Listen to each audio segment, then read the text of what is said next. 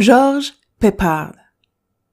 Le chef de la bande, le colonel John Hannibal Smith, était interprété par George Peppard dans l'agence Tourisque.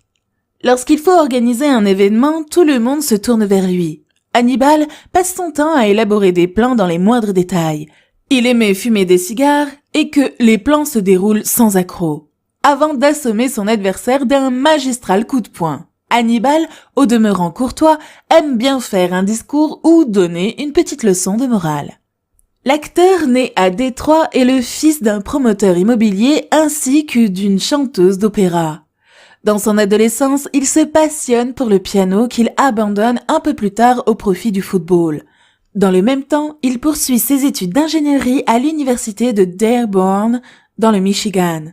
Il étudia aussi le génie civil à l'université Purdue et l'université Carnegie Mellon en Pennsylvanie. Parallèlement, il découvre le théâtre et écrit des pièces de théâtre qu'il monte. Pour gagner sa vie, il donne des leçons d'escrime et entame sa carrière d'ingénieur à la radio. Mais étant passionné par le théâtre, il décide de s'inscrire au Actors Studio à New York, dont Lee Strasberg était le directeur. Durant cette période, il épouse la ravissante Ellen Davis, qui lui donna 2 enfants, Brad en 1954 et Julia Louise en 1959. Sa carrière d'acteur débute véritablement en 1957 avec le film « Demain, ce seront des hommes » de Jack Garfein. Dans ce film, il interprète l'un des élèves officiers d'une école militaire qui seront soumis à de rudes épreuves de la part du sergent sadique Jocko de Paris. Étant ancien soldat de la marine américaine, Peppard enchaîne avec le film La gloire et la peur de Lewis Milestone, avec Gregory Peck. Ce film a été tourné durant la guerre de Corée. Les années suivantes, il apparaît dans plusieurs séries télévisées américaines.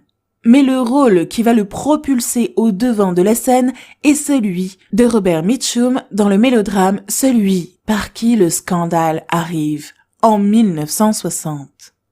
Grâce à ce rôle, il obtient le prix du meilleur acteur dans un second rôle.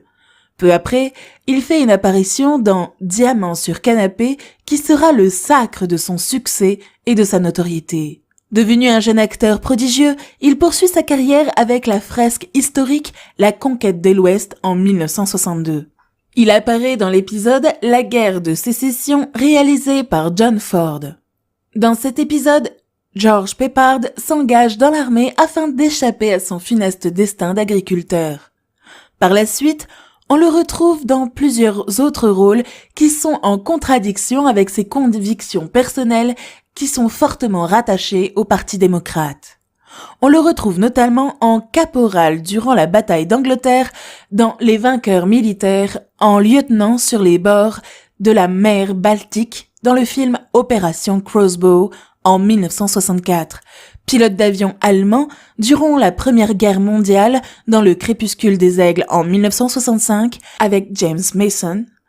On le retrouve également en juif allemand qui rejoint les troupes alliées, un film de guerre se déroulant en Libye durant la Seconde Guerre mondiale dans Tobruk en 1966. En 1963, il incarne le personnage inspiré d'un jeune militaire américain Howard Hughes dans Les Ambitieux de Edward Dmytryk. Divorcé, il rencontre Elizabeth Ashley lors du tournage du thriller Le témoin du troisième jour en 1965 qu'il épouse. De cette union est né son 3e et dernier fils, Christian Moore, en 1968. En 1972, il obtient le rôle principal dans la série Banasek, où il incarne le personnage d'un enquêteur privé qui enquête sur les fraudeurs et les trafiquants.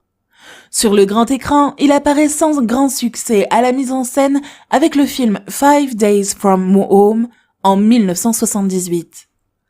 En 1979, il a essayé sans grand succès la réalisation et la production cinématographique.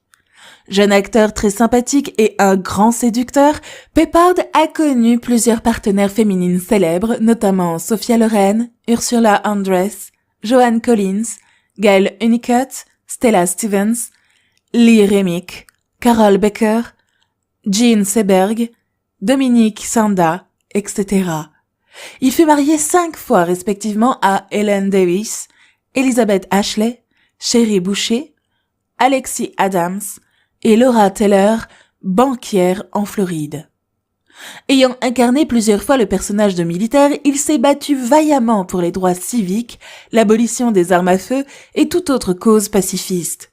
En 1981, il obtient un rôle dans Le Bourlingueur de David Hemming et un autre dans Au-delà de cette limite, votre ticket n'est plus valable de George Kaxender, toujours dans la même année. Peu de temps après, en 1982, il joue McFadden dans le film Jugando con la muerte de José Antonio de la Loma. L'un de ses derniers rôles à l'écran a été Le complot du renard de Charles Jarreau en 1990 et The Tigress de Karine Howard en 1992. L'acteur a connu une belle carrière et a reçu au cours de celle-ci de nombreuses récompenses ainsi que des nominations. Il s'agit notamment de la National Board of Review 1960. Il a été élu meilleur acteur dans un second rôle pour le film Celui par qui le scandale arrive. Laurel Award 1960, meilleur nouvel acteur. Laurel Award 1965, prix du meilleur acteur dramatique. Étoile au 66-75 Walk of Fame d'Hollywood Boulevard. British Academy Film Award 1961, nouvel acteur le plus prometteur dans un rôle principal au cinéma. Laurel Award nommé pour le prix du meilleur interprète dans un rôle dramatique pour le film Le Crépuscule des Aigles. Malheureusement, côté vie personnelle, Peppard était alcoolique et fumait au moins 3 paquets de cigarettes par jour. Ces dernières années, il les a passées à aider ceux qui se retrouvaient dans la même situation. En 1992, on lui diagnostique un cancer du poumon. Il réussit à subir une ablation du poumon malade, mais des complications sont survenues lors de son traitement post-opératoire. Ces complications entraînent une pneumonie qui sera la cause de son décès le 8 mai 1994 à Los Angeles, alors qu'il était âgé de 75 ans. Il est enterré au Northview Cemetery de Dearborn, dans le Michigan, où il repose aux côtés de ses parents.